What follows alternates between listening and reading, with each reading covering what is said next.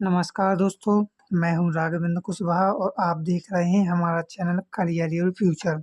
दोस्तों, इस चैनल पर मैं आज आपको लेकर आया हूँ डॉक्टर मनोहर रे का क्लास 10th का पार्ट नंबर 1, जिसका नाम है वास्तविक संख्याएं रियल नंबर। ठीक है, इसमें हम 1E एक्सरसाइज कर रहे हैं, जिसमें हमने 5 सवाल कर लिए थे। 6 से हमें स्टार्ट करने हैं। दोस्तों, पिछली वीडियो में क्या हो गया था कि हमारी वीडियो कट गई थी, इसलिए क्षमा मांगते हैं। 5 में कि हमने भाज्य बराबर भाजक नहीं लगाया पाया था, उसके लिए हम आपको बता रहे हैं। ठीक है, तो चलिए उसका आप स्क्रीनशॉट ले लेना, वो मैं आपको बताने जा रहा हूँ।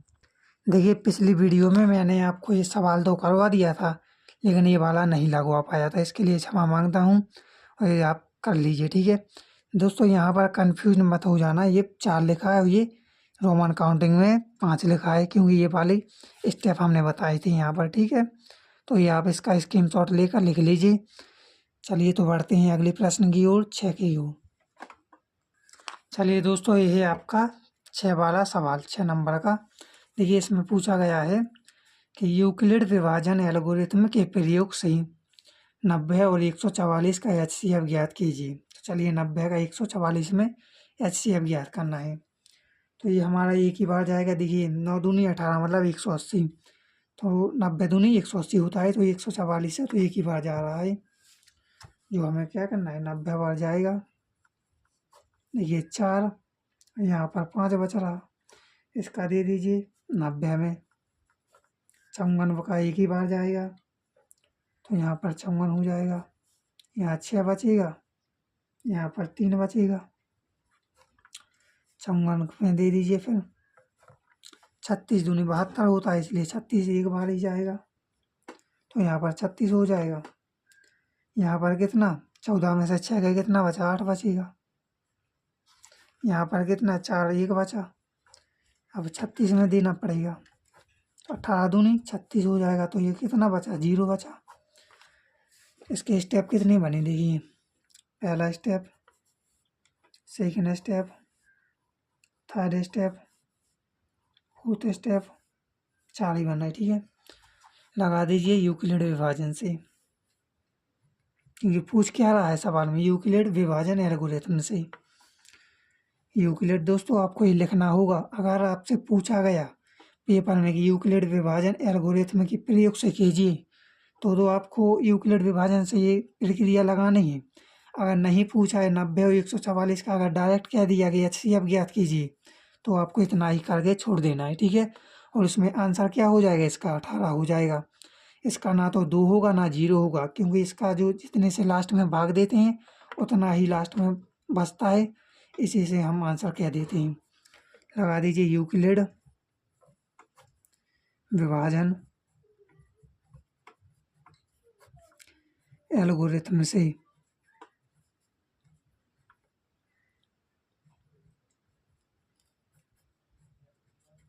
ठीक है, तो चलिए ये क्या कहता है, भाज्य बराबर भाजक। देखिए, मैं एक ही बार लिखूंगा, फिर बार बार आपको हर एक स्टेप पर आपको ही लिखना है। ठीक है, भाज्य बराबर भाजक गुणा भागफल प्लस शेषफल।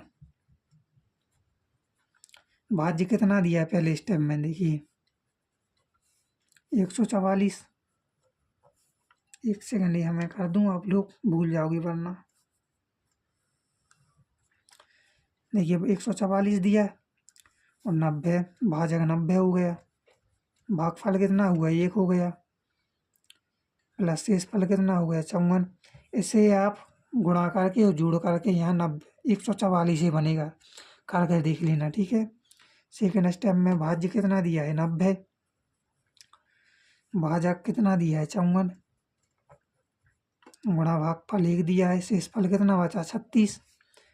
थर्ड में कितना है, भाजक भाज्य सॉरी भाज्य 54 हो गया, भाजक 36 हो गया, भागफल 1 हो गया, शेषफल कितना बचा यहाँ, 18। चलिए चौथा देख लीजिए, चौथे में कितना बचा, 36 भाज्य हो गया, 18 भाजक हो गया, गुणा भागफल 2 हो गया, प्लस शेषफल कितना आ गया, 0। तो ये हमारा हो गया यूक्लिड विभाजन एल्गोरिथम से हमने पूर्ण रूप से ये सवाल कर लिया। इसका ले लीजिए आप वीडियो को पॉज करके स्क्रीनशॉट। चलिए बढ़ते हैं 7 नंबर की क्वेश्चन की ओर। चलिए दोस्तों, ये है आपका एक उदाहरण, क्योंकि अगर मैंने आपको 7 नंबर का डायरेक्ट क्वेश्चन बताया तो वो थोड़ा कठिन है और आपको समझ में नहीं आएगा, इसलिए पहले मैं आपको 1 2 3 उदाहरण बता रहा हूँ अलग से, जिससे आपको समझ में आ जाए। देखिए, इसमें पूछा गया है, दर्शाइए कि प्रत्येक धनात्मक समपूर्णांक 2q के रूप का होता है तथा प्रत्येक धनात्मक विषम पूर्णांक 2q प्लस 1 के रूप का होता है, जहाँ q कोई पूर्णांक है। आपको इतना समझ में क्वेश्चन आ गया, क्वेश्चन उतार लीजिए, फिर मैं इसकी आगे की प्रक्रिया आपको बताता हूँ, क्योंकि ऐसे सवाल थोड़े आपको कठिन लगेंगे। हैं कठिन नहीं, लेकिन आपको कठिन लगेंगे, इसलिए आपको मैं छोटे से बड़े की ओर ले जाऊँगा, क्योंकि 7 नंबर का है जो, वो मैं बाद में कराऊँगा। पहले आप एक कर लीजिए उदाहरण, ठीक है। तो चलिए पहले आप एक करिए, रोक कर वीडियो को पॉज करके यहाँ पे उतार लीजिए सवाल। चलिए अब इसके हल की ओर बढ़ते हैं। देखिए, इसमें है, अब आपको सबसे पहले लिखना क्या है, यूक्लिड विभाजन प्रमेय से। फिर उसके बाद क्या लिखना है, ये दोस्तों हमें उत्तर में लिखना है, ऐसा नहीं कि प्रश्न में, नहीं, ये उत्तर में ही लिखना है। देखिए, फिर लिखना है, 2 धनात्मक प्रमेय का ए तथा बी के लिए 2 अद्वितीय पूर्णांक संख्याएं क्यू और इस प्रकार हैं। फिर की यहाँ पर नहीं लगाना, फिर अलग से लिखना है की 2q, पहले अपन को 2q दिया था, फिर 2q प्लस 1 दिया था। चलिए मैं ऊपर आपको दिखा देता हूँ 2q कहाँ और 2q प्लस 1 कहाँ दिया था। देखिए 2q ये है हमारा, 2q ये है और 2q प्लस 1 ये है, 2q प्लस 1 ये है, क्योंकि हमने यहाँ दिखाया आपको। देखिए ये वाला, तो ये वही है, ठीक है, कि 2q और 2q प्लस 1। तो देखिए ए बराबर B Q plus Q R हो जाएगा, तो आर बड़ा होगा बी से, ठीक है। तो आर बराबर हम क्या क्या रख सकते हैं, 2 तो हमने इसमें है ही, देखिए 2 तो है ही, तो हम 0 रख सकते हो, एक रख सकते, 2 नहीं रख सकते क्योंकि 2 तो है ही, तो 2 रखना है। तो पहला चलिए स्टार्ट करते हैं। तो चलिए पहला है हमारा, पहला हमें 0 रखना है, ध्यान से, ठीक है। तो देखिए आर बराबर रखना है 0, तो आर बराबर 0 रखने पर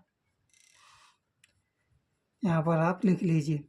देखिए ये सवाल मोस्ट है, आप इसको समझिएगा तभी आपको वो 7 नंबर का सवाल समझ में आएगा, इसलिए मैं आपसे बार बार कह रहा हूँ कि इसे समझना है, ठीक है, अच्छे से, हल्के में नहीं लेना है, वरना आपको वो वाला सवाल समझ में नहीं आएगा बिल्कुल।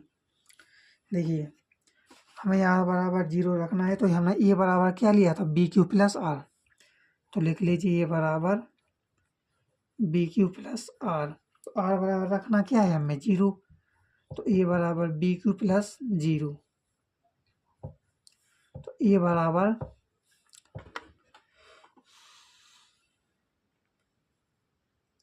और बी का मान कितना दिया है, बी का मान 2 दिया है, 2q हो जाएगा, ठीक है, 2q प्लस 0, तो यही आएगा 0, 2q हो जाएगा, ठीक है। इतना आ गया इसका, ये देख लीजिए। अब हमें यह क्या लिखना है, देखिए, अतः यह संख्या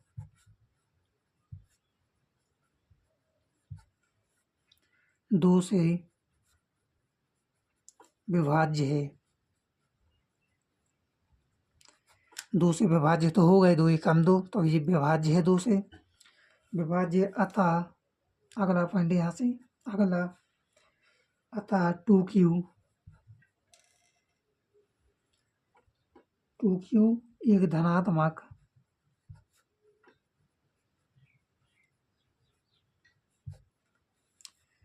समपूर्णांक है,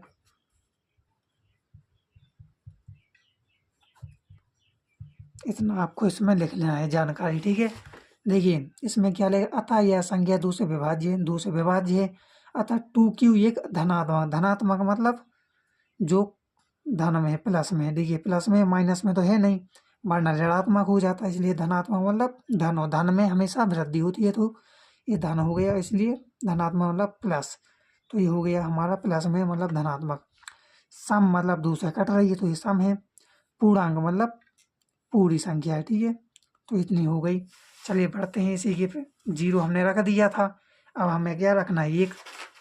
चलिए अब 1 रखते हैं। चलिए तो ये वाला हमें दूसरे नंबर पे भी रखना। आर बराबर कितना रखना है, 1 रखने पर, ठीक है। तो ए बराबर बी क्यू प्लस आर, ये तो होगा ही क्योंकि मैंने पहले आपको बताया। तो ए बराबर बी क्यू प्लस के 1 और ए बराबर बी क्यू की यहाँ 2 क्यू हो जाएगा, ठीक है। तो यहाँ 2 क्यू प्लस 1 ये बराबर 2 क्यू प्लस 1 हो जाएगा। देखिए ये हो गया। तो यहाँ पर भी हमें क्या लिखना है अब, चलिए ये हमने इतना लिख लिया है। देखिए पॉइंट पे हमने क्या लिखा, अतः यह 2 से विभाज्य नहीं है। 2 से विभाज्य क्यों होगा भाई, 2 क्यू प्लस 1 तो है, अगर 2 क्यू होता तो होता, ये 3 तो हो गया फिर, ठीक है। इसलिए 2 क्यू प्लस 1 एक धनात्मक, धनात्मक मतलब प्लस में है इसलिए धनात्मक है। विषम पूर्णांक है, विषम क्यों है क्योंकि यहाँ 3 हो गया। 2 क्यू प्लस 1, 2 क्यू में 1 जुड़ेगा 3 हो गया। अब 3 हो गया तो 2 से कहाँ कटेगा, इसलिए क्या हो गया, विषम हो गया। चलिए मैं आपको एक पूरा दिखाता हूँ सवाल। देखिए दिखा, यहाँ से स्टार्ट से दिखाता हूँ। देखिए पहले आप ये देख लीजिए, पूर्ण रूप से सवाल है हमारा। देखिए ये मैंने आपको थोड़ा बताया था, ए बराबर बी क्यू प्लस आर रखना है, फिर आर बड़ा है 20 से, फिर आर बड़ा 0,1 रखना है। देखिए ये तो सरल है, हमने ये 0 रखा, पॉइंट लगा, आर बराबर 1 भी रखा, ठीक है। चलिए बढ़ते हैं अगले प्रश्न की ओर। प्रश्न मतलब उदाहरण ही अभी मैं नहीं करवा रहा हूँ क्योंकि आपको समझ में नहीं आएगा। 2-3 क्वेश्चन मैं पहले यही करवा रहा हूँ। देखिए ये रहा आपका अगला एग्जाम्पल, जिसमें पूछा गया है, दर्शाइए कि एक धनात्मक विषम पूर्णांक 4 क्यू प्लस 1 या 4 क्यू प्लस 3 के रूप का होता है जहाँ क्यू पूर्णांक है। तो लगा दीजिए यूक्लिड विभाजन प्रमेय से, और ये आपको लिखना है। देखिए 2 धनात्मक ए तथा बी के लिए अद्वितीय पूर्णांक संख्या क्यू और आर इस प्रकार विद्यमान है, और यहाँ से आपको लिखना है की, ठीक है। दोस्तों आप लोग सोच रहे होंगे इतना सारा मैं कैसे लिखूंगा, ये आपको लिखते लिखते याद हो जाएगा, और आप सवाल को अच्छे से समझ के पढ़िएगा और इसको देखिएगा तो आपको याद हो ही जाएगा, ठीक है। तो चलिए बढ़ते हैं आगे। देखिए मैं समझा देता हूँ, यूक्लिड विभाजन प्रमेय से, ये तो आपको याद है। 2 धनात्मक ले लिए हमने, ए तथा बी, ए ये हो गया, बी ये हो गया। देखिए इतना याद हो गया। 2 धनात्मक हमने क्या लिया, संख्या ली ना, ए और दो, ए 4 क्यू प्लस 1 है और 4 क्यू प्लस 3 लिया। 2 धनात्मक ए तथा बी, ए से मान लिया, बी से मान लिया, के लिए अद्वितीय पूर्णांक मतलब ये पूर्ण संख्या है, ठीक है। संख्या ये हो गई। क्यू और आर इस प्रकार हैं, इस प्रकार विद्यमान हैं की, फिर आपको की लगा देना है, और 4 क्यू प्लस 1 ये लिखना है, फिर 4 क्यू प्लस 3 ये लिखना है। समझ में तो आ गया होगा आप लोगों को, मैंने अच्छे से समझाया है। ये 2 धनात्मक ले लिए, इस तरीके से आपको याद करना है, आपको याद जल्दी हो जाएगा, और ये जानकारी आपको इसमें लिखनी ही है अगर ऐसा सवाल पूछे तो। चलिए तो बढ़ते हैं। ए बराबर B Q plus R, B बराबर कितना दिया, 4 दिया था ना सवाल में। 4 मतलब आर बराबर कितने, 3 तक रखना पड़ेगा हमें, 4 नहीं रखना पड़ेगा। 4 मतलब अगर यहाँ 6 होता तो हम 5 तक रखते, 9 होता तो हम 8 तक रखते, क्योंकि 4 है ना, तो हम 4 नहीं रख सकते क्योंकि 4 तो उसमें दिया ही है। तो आर बराबर 0,1,2,3 हम यहाँ तक रखेंगे। चलिए बढ़ते हैं तो प्रश्न की ओर। पहला करते हैं, 0 रखते हैं, ठीक है। चलिए तो देखिए आर बराबर 0 रखने पर रखना किस में, ए बराबर बी प्लस आर, तो इसके मान धर दीजिए, ठीक है। ए बराबर बी का मान कितना दिया है, 4 दिया है, तो 4 क्यू हो जाएगा, प्लस आर का मान कितना दिया है, 0, क्योंकि 0 रख रहा है, तो ये बराबर 4 क्यू आ जाएगा। हमारा ये इतना हो चुका है। तो चलिए यहाँ पर हम लिख लेते हैं पॉइंट में, अतः यह 2 से विभाज्य है, 2 से विभाज्य है,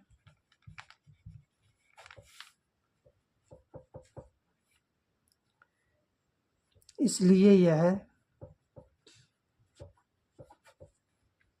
समपूर्णांक है। देखिए इतनी हमें जानकारी लेना भी जरूरी है कि इसमें क्या है। देखिए अतः यह 2 से विभाज्य, 2 दूनी 4, तो ये 2 से विभाज्य है, इसलिए यह सम, 4 मतलब सम है।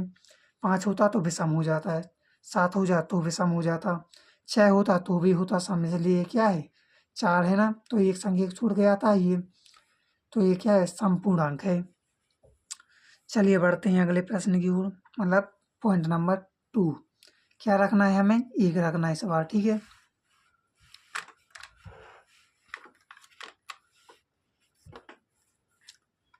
दूसरे नंबर पे हमें क्या रखना है, r बराबर 1 रखने पर,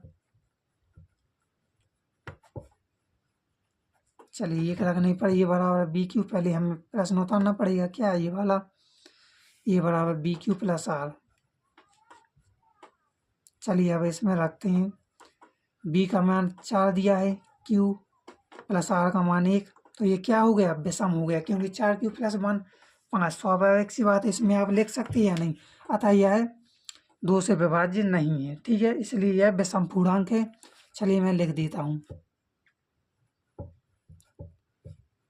अतः यह 2 से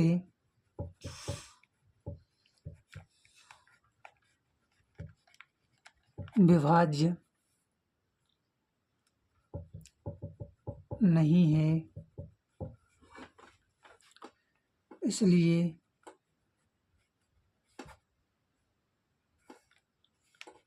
यह है विषम पूर्णांक है।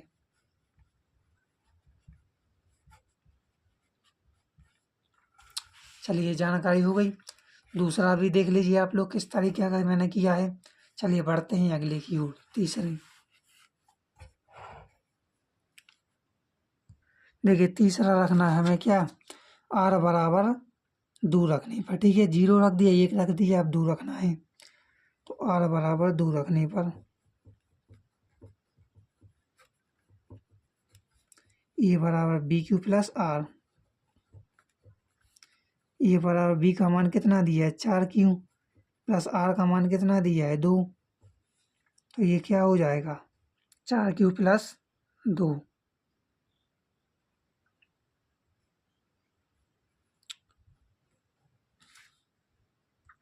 चलिए तो ये हमारा हो गया इतना, ये बराबर 4 क्यू आ गया, तो इसका क्या मतलब होता है, चलिए तो लिखते हैं, अतः यह है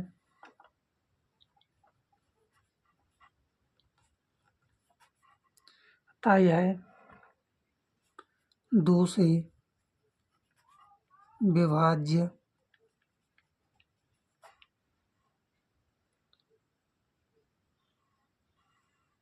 विभाज्य है, इसलिए यह समपूर्णांक है।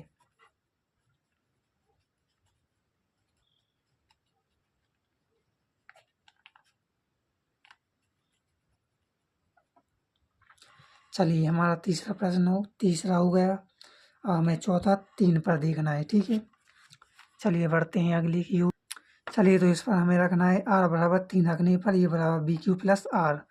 दोस्तों ये बेहद सरल है, आपको कठिन लग रहे होंगे, लेकिन अच्छे से आप देखेंगे तो समझ में ज़रूर आएगा। तो ये बराबर बी का मान रखना है 4, क्यू प्लस आर का मान रखना है 3, तो ये क्या हो गया 4 क्यू प्लस 3, तो ये बराबर क्या हो जाएगा 4 क्यू हो जाएगा। यह क्या है विषम है, क्योंकि 3 आ गया, 4 3 7 हो जाएगा, तो विषम पूर्णांक है, अतः यह 2 से विभाज्य नहीं है, 2 से विभाज्य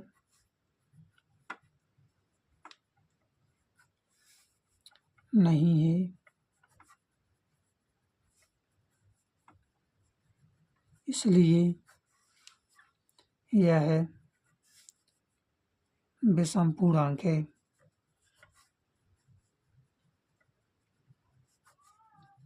चलिए हमारा ये पूर्ण रूप से सवाल हो चुका है, आप लोग स्क्रीनशॉट अच्छे से ले लिया होगा। चलिए अगले उदाहरण की ओर बढ़ते हैं, उसके बाद हम 1 2 और करेंगे, उसके बाद हम फिर 7 नंबर का क्वेश्चन करेंगे। चलिए तो मित्रों हमारा ये था 7 नंबर का प्रश्न। देखिए एक समस्या है दोस्तों हमारे इस पे कि हमारा मोबाइल डिस्चार्ज होने वाला है, इसलिए आज की वीडियो को हम यहीं रोकते हैं। इसका आप स्क्रीनशॉट ले लीजिए, जिससे आप पहले लगाइएगा, मैं अगली वीडियो में से बताऊंगा, देखिए दर्शाई कि कोई भी धनात्मक विषम पूर्णांक 6q+1 या 6q+3 या 6q+5 के रूप का होता है जहाँ q कोई पूर्णांक है। दोस्तों मैंने जैसा बताया वैसे ही पूरी प्रक्रिया है। बस आपको 6q यहाँ पर 6 है ना, तो आपको r बराबर 5 तक रखने हैं, ठीक है, 6 नहीं रखना है।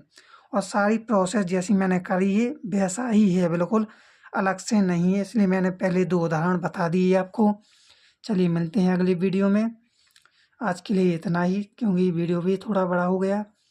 दोस्तों इस पर आप सब्सक्राइब कर लीजिए अगर सब्सक्राइब नहीं किया इस चैनल को, और बेल आइकन दबाना मत भूलिएगा, जिससे नोटिफिकेशन आपको सबसे पहले मिले। अपने दोस्तों के साथ शेयर कीजिए इस चैनल को। चलिए तो मिलते हैं अगली वीडियो में, जब तक के लिए जय हिंद, जय भारत, वंदे मातरम। बने रहिए करियर फ्यूचर पर, ठीक है दोस्तों।